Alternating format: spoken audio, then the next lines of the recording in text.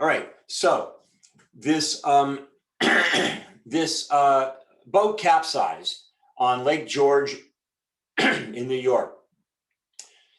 They had 47 passengers aboard the boat, and the maximum weight capacity of the boat was estimated to be 7,500 pounds. Okay? 47 passengers, 7,500 pounds.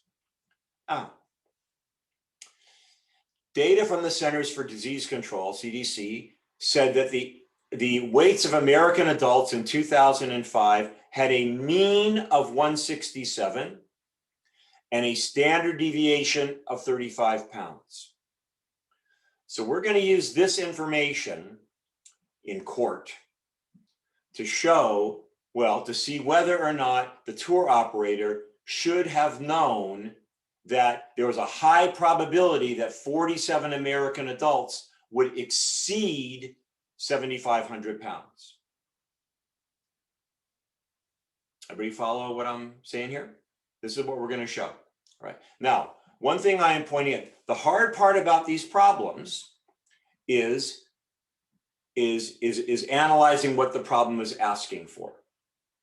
So I gave a hint here. First of all, we're dealing with weight. So it's a quantitative variable, and that means we're dealing with a sampling distribution of means, right? Qualitative variables have categorical variables have proportions. Qualitative variables, we deal with the mean, the average. You can't average like blue and yellow, right, which are categorical variables, but you can average, 120 pounds on 140 pounds, okay? So we're dealing with the means. And so the mean that I want to find out here is this. If I have a maximum of 7,500 pounds on the boat, and there are 47 people on the boat, then my average weight for a person on the boat, I got to worry about whether it exceeds 159.57. This is a tricky thing to figure out, but you'll see as we go along why that's important. Because I know that the average weight of people in the United States is 167 with a standard deviation of 35. Now, 159.7,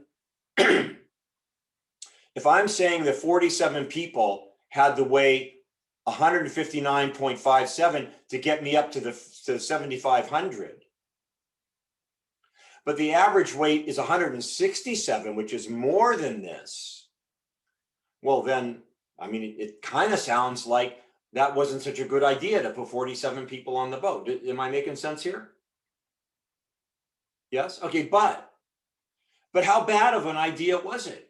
I mean, if the probability is really not that great, maybe it was okay to put 47 people on the boat. If the probability was really high that the boat would flip over, well, then it wasn't such a good idea. So with that, here's what we're going to do. Yeah, okay. So the first thing that we're going to do is we're going to draw a diagram. Okay, so we know that the population overall, the mu is 167, and the standard deviation is 35. That's for the population overall. We know that our max weight for the boat is 7,500. We know that our N, that is the number of people on the boat, the sample size is 47. And we know that 7,500 divided by 47 is 159.57. Those are all the things that we know. Everybody still with me? Okay, so I'm going to draw a picture. And I'm going to draw a picture. I don't want you to write this picture down because I'm going to draw it wrong, because I'm going to draw it like you would draw it without thinking about it, because I know that you would do it this way because I did it this way the first time I did this problem, right? So maybe you wouldn't, because you guys are all smarter than I am, but I'm going to draw it how you might make a mistake. So you're going to say, I need to look at my picture in order to calculate my probabilities. I know it's going to be normally shaped. Oh, wait a minute. Do I know it's going to be normally shaped? Do I know? Who says no, I don't know? You say, I don't know. Okay. What is the qualification with whether I can use the central limit theorem? What is the qualification? What do I need to know to know that it's normally shaped?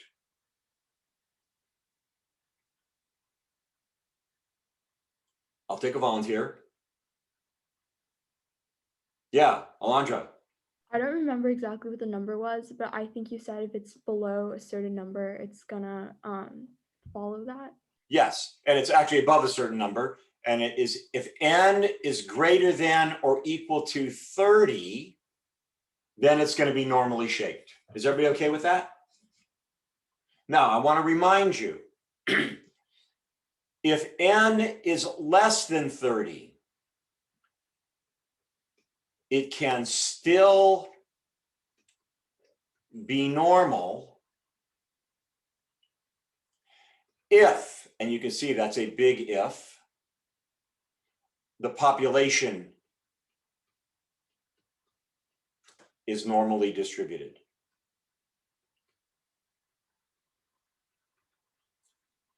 But looking at this problem here, nowhere do they tell us that the population of American adults is normally distributed. They do not tell us that. So if we don't know that for a fact, then we have to look and see, is n greater than 30? And it is, because our n is 47. So I know that it's going to be normally distributed. Everybody understand that? Yes. Okay. Be careful with this distinction, okay? Because I'm going to tell you on the test, there's a question that's going to make sure whether you understand that distinction. So you need to understand n is greater than 30, normal, no problem. N is less than 30, still normal if the underlying population is normal. Okay, so we know that it's going to be normal because our n is 47. Right. We know that our mean of this sampling distribution is going to be the mean of the population, 167. Right, the population of the United States. They told us that the average weight of the adult population is 167. That is going to be the mean of our sampling distribution. So I'm going into the population of the United States. I'm pulling out 47 people at random. I'm weighing them all. I'm averaging their weights. Then I'm putting that on a dot plot. And then I'm doing it again. I'm taking 47 people. I'm weighing them all. I'm averaging their weights, and I'm putting that on a dot plot. And I'm doing it again, and then again, and again, and again. And each time I average the weight of these 47 people, I put it on the dot plot.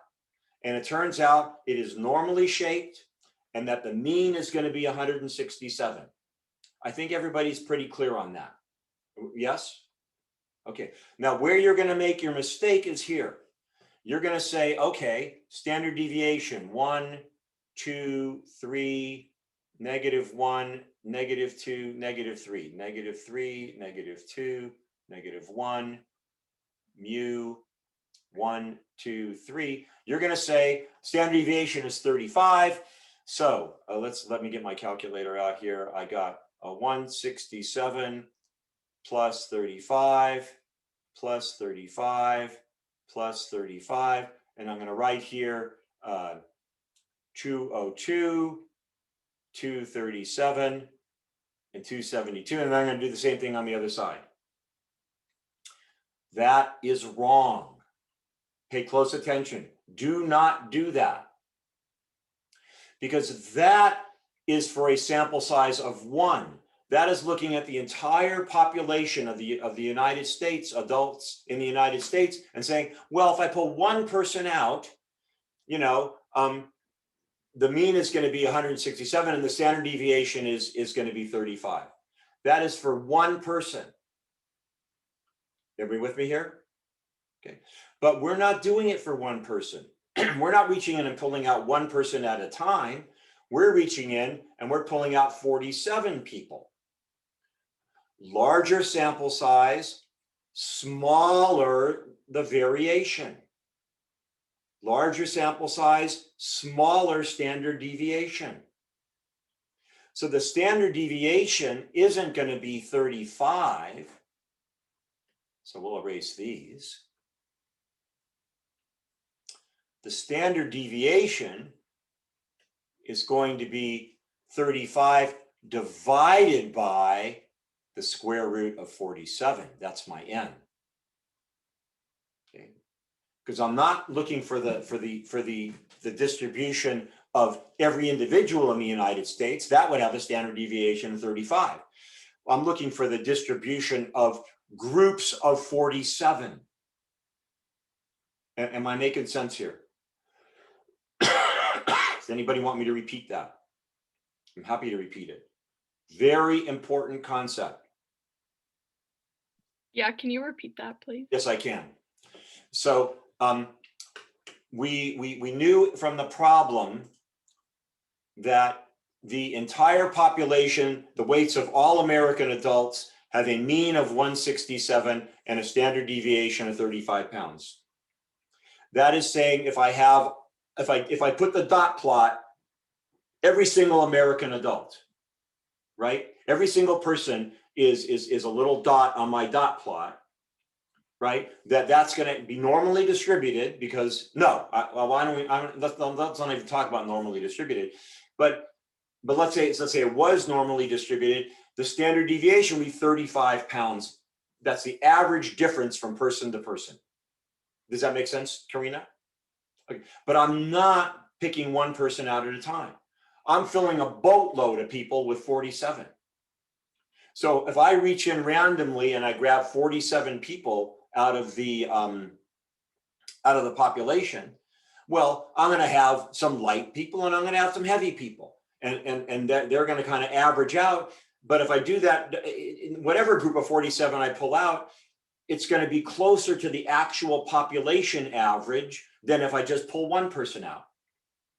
If I pull one person out, I could get a really, really skinny person. I could pull another person out, I could get some really heavy person, right? But if I pull 47 people out, I'm likely to get some skinny people, some heavy people. So the average is going to be closer to the population average. Okay, that pretty clear? Okay, so my standard deviation isn't going to be 35. It's going to be 35 divided by the square root of 47. So it's going to be 35 divided by the square root of 47. My standard deviation, let's call that 5.1. So the standard deviation is 5.1. It is not 35. So you can see how that's going to make a big difference in this problem. It's a lot narrower. It's not like way spread out like that. It's a lot narrower. All right, so now let's do. Yes, please. How did you know to divide by the square root of 47? Like, what was the reason behind that? Because the central limit theorem says when I'm doing a sampling distribution of the of means, we know that if n is greater than 30, the shape is going to be normal. We know that the mean is going to be the same as the population mean. And we know that the standard deviation is going to equal the standard deviation of the population divided by the square root of n. And n is our 47. That's our sample size. Do you everybody understand why 47 is our sample size?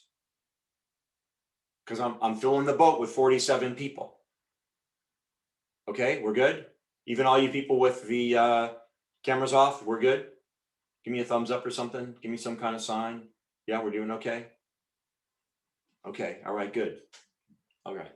All right, so I'm going to go 167 plus 5.1 plus 5.1 plus 5.1. And so I get here, let's make it same color. I get 172.1, 177.2, and 182.3. And then I go 167 minus 5.1, minus 5.1, minus 5.1, and I get 161.9, 156.8, and 151.7. Pretty good? Everybody clear on that? Great. Well,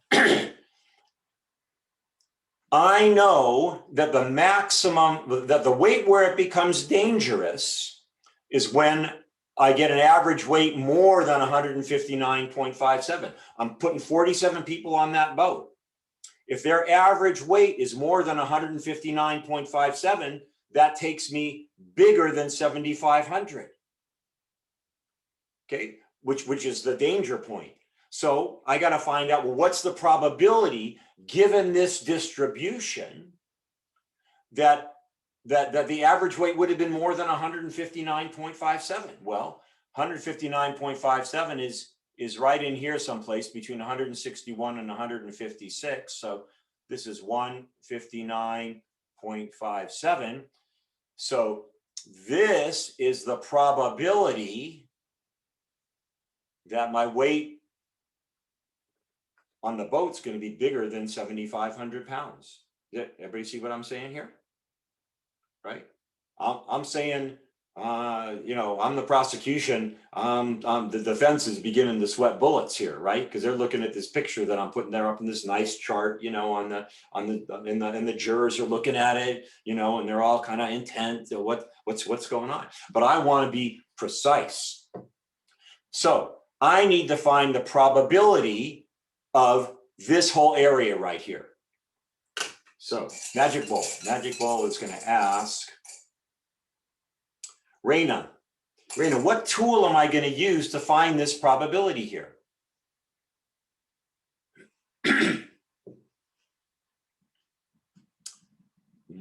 Are you there, Raina? Yeah. Yeah, I'm not sure. Okay. All right. So I'm going to give you the two tools that we use the most frequently. Okay. One, we use normal CDF, and then we have an argument there, two arguments, and that gives us a percentage. Or sometimes we use inverse norm, and in there we put in the percentage. Is it the normal CDF one? It is the normal CDF one. So, second distribution, excuse me, normal CDF. Raina, what am I going to put in here for my left my left boundary?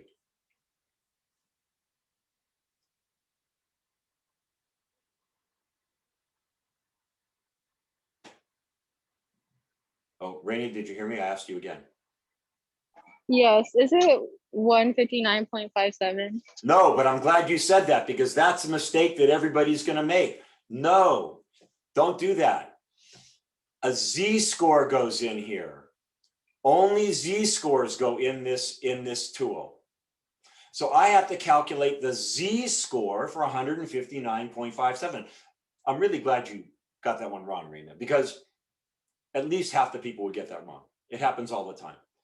Only use z-scores with normal CDF. So how do I calculate the z-score? Z equals x minus x bar over s.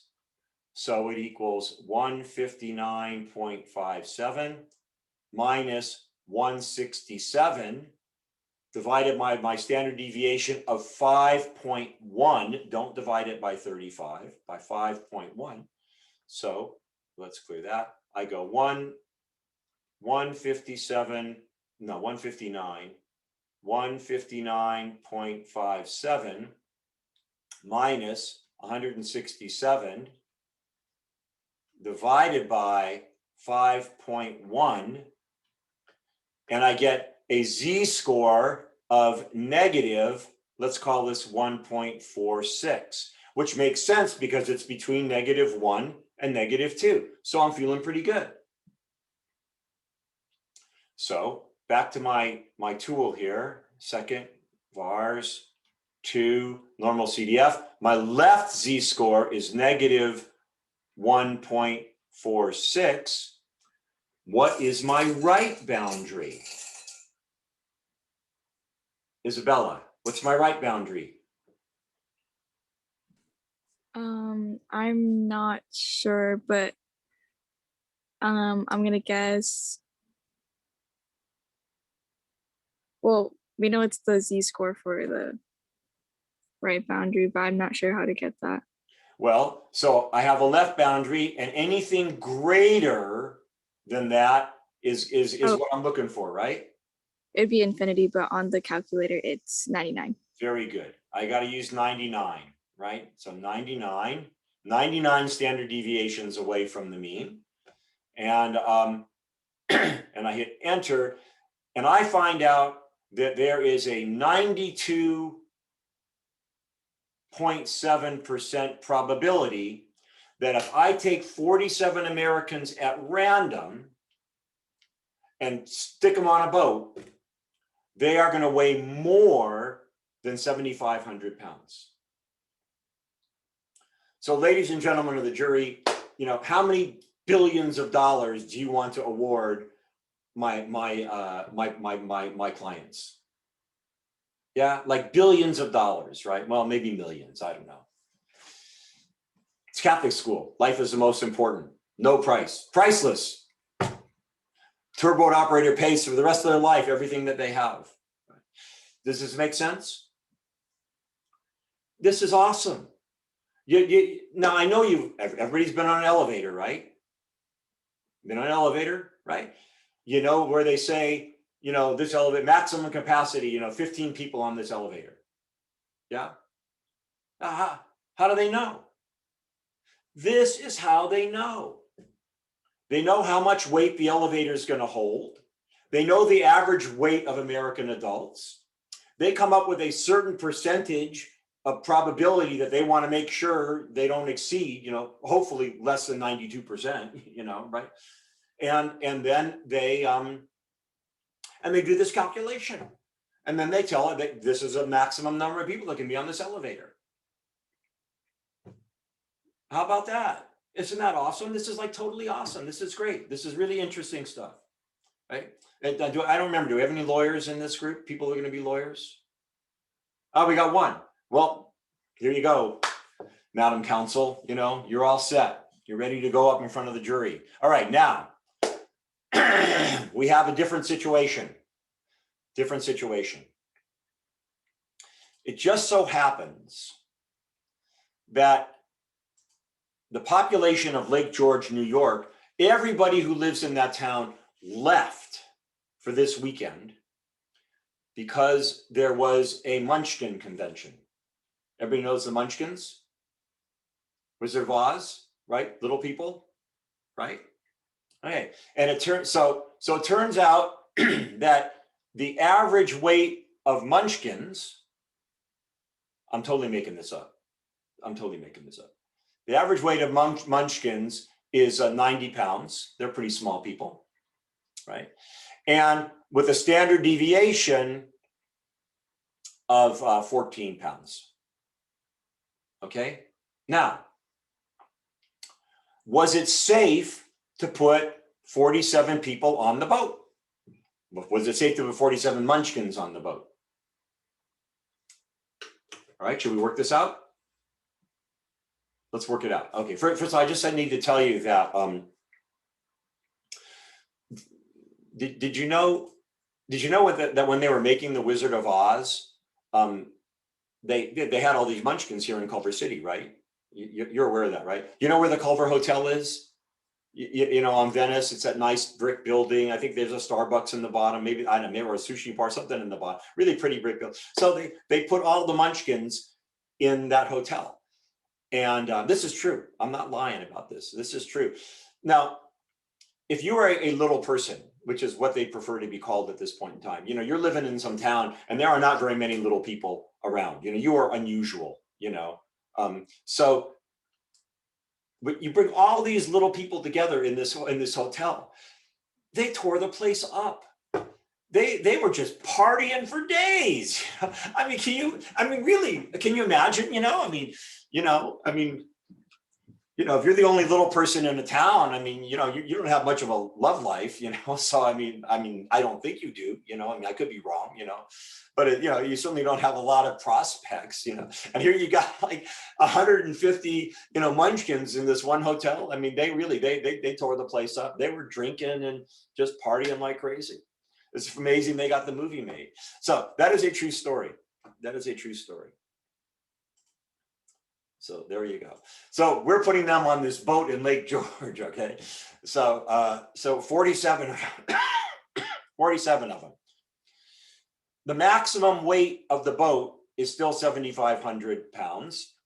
So we still have our break point of 159, what was it? 159.57. That's still our break point. So we're still going to have our normally shaped distribution. It's still going to be, we're still looking for 159.57. You calculate and tell me what's our standard deviation. What's our standard deviation? I need to fill in my lines 1, 2, and 3. -1, -2, -3. So here's mu 1, 2, 3, -1, -2, -3. Yeah, what's the number there for standard deviation number 1?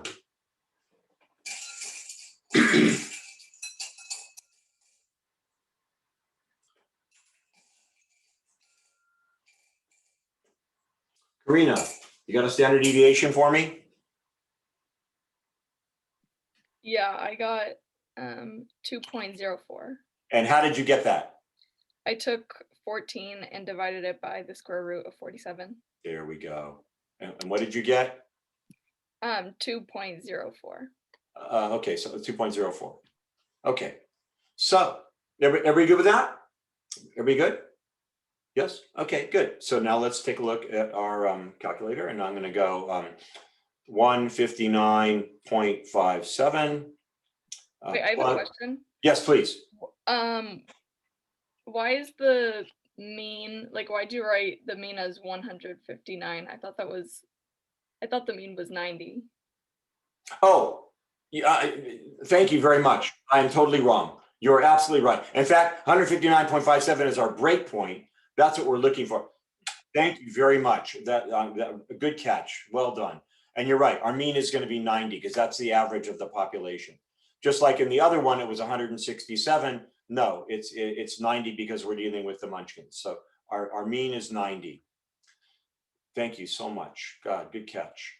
Okay, so I got 90 plus 2.04 plus 2.04 plus 2.04. So I got 92.04. I got 94.08, and I got 96.12. And if I go the other way, I have 90 minus 2.04 minus 2.04 minus 2.04. So the other way, 90. Stop. 90 minus 2.04 minus 2.04 minus 2.04. So I got 87.96, 85.92, and 83.88. Well, my break point is 159.57, yeah? That's like way over here someplace. How many standard deviations is that away from the mean? Well, standard deviations we find by z-score. So 159.57 minus 90 divided by 2.04. So 159.57 minus 90 divided by 2.04. My z-score is 34.1. All right. Now, somebody asked, can I have a z-score that big? Yeah, I can have a z-score. I can have a z-score to infinity. Right? I can have a really big z-score. Right? It just means it's probably not going to happen. And in fact, if we put it into the calculator, a normal CDF, I'm going to go, my left z-score is 30, my z here is 34.1. So I have 34.1 comma 99. What's the probability? 0. The number is so small the calculator doesn't even want to calculate it. So I can put 47 munchkins on the boat, no problem. Not a problem at all. Right? Everybody okay with that? Yeah. Well, let's just twist it a little bit more. Am I doing okay time-wise? Yes, I'm doing okay. I want to twist a little bit more. This is going to take some thought on your part. What if I would like to put 200 munchkins on the boat?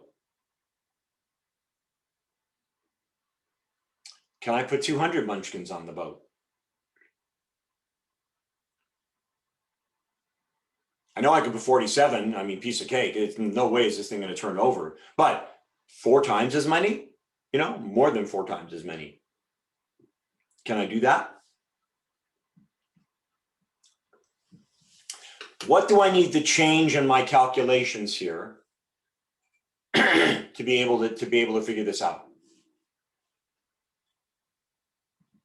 Okay, Karina, what do I need to change? Wouldn't we change the standard deviation because we would divide it now by the square root of 200? So let's take the standard deviation here, and I'm going to divide it by the square root of 200. So I'm going to go 14 divided by the square root of 200. So 14 divided by the square root of 200. Oh, a much smaller standard deviation, much smaller. Let's call this 0.99.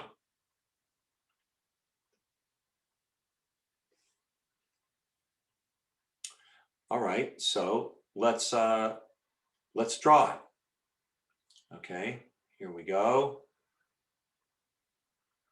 So here is 90. And you know what? Let's not call it 0.99. Let's just call it 1. Is that okay with everybody? We round up to 1, just so we don't have to deal with these points. Okay, so this is 91, 92, 93, 89, 88, 87. Aren't you impressed that I didn't have to use a calculator for that? It's so impressive, yeah. All right, well, okay.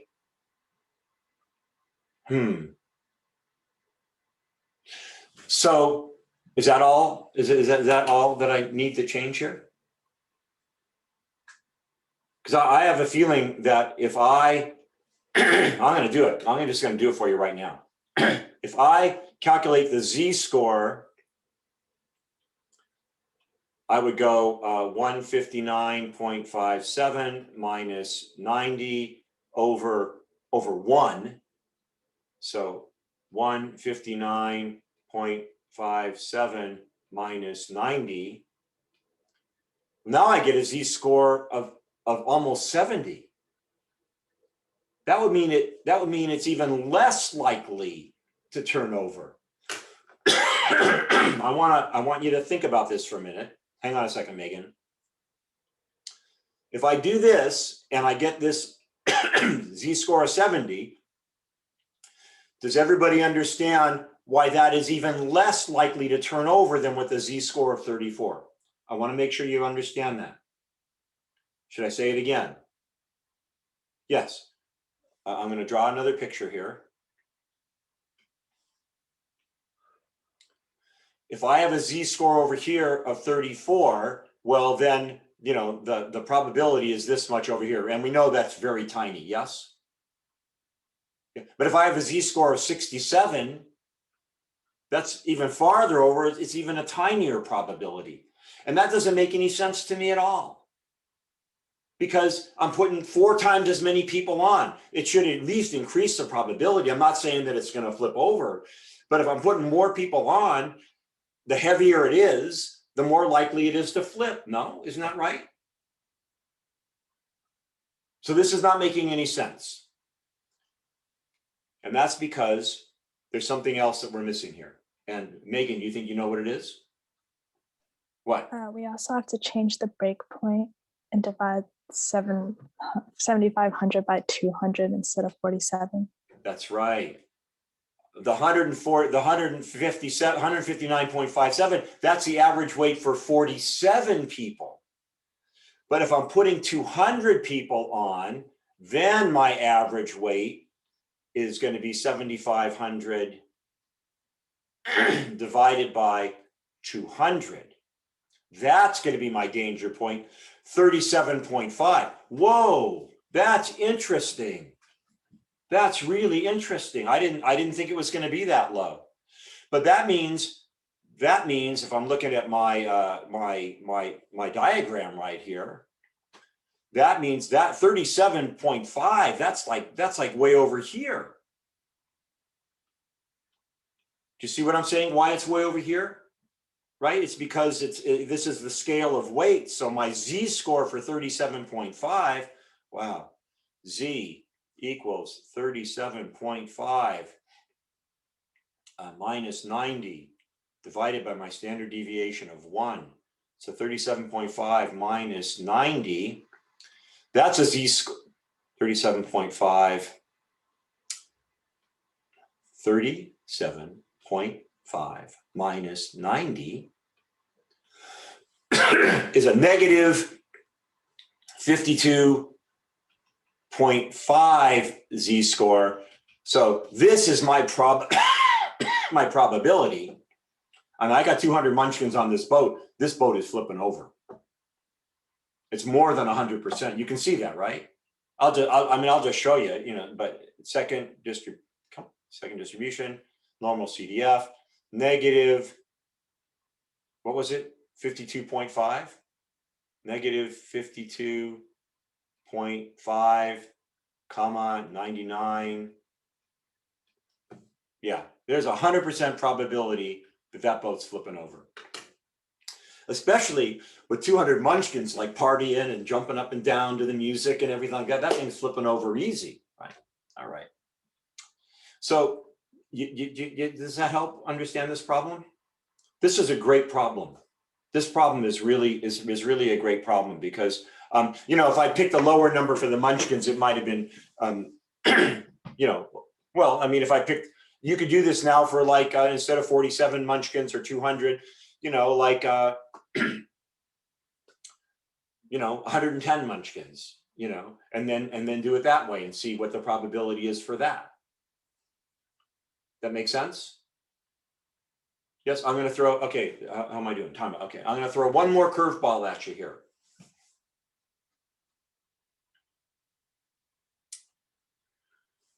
Excuse me.